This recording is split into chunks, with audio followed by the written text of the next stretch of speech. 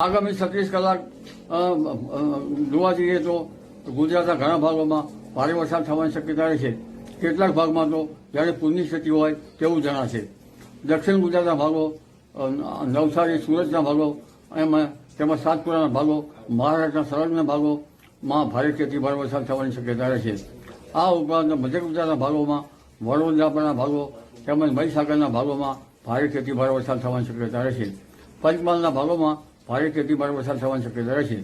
મહેસાણાના ભાગો, આ ઉપરાંત લગભગ ખેરાલુના ભાગો, વડનગરના ભાગો, માણસાના ભાગોમાં ભારે ભારે વરસાદ થવાની શક્યતા રહે છે. દ્વારકાના ભાગો, વિરંગામના ભાગોમાં, કચ્છના ભાગોમાં પણ ભારે વરસાદ થવાની શક્યતા રહે છે.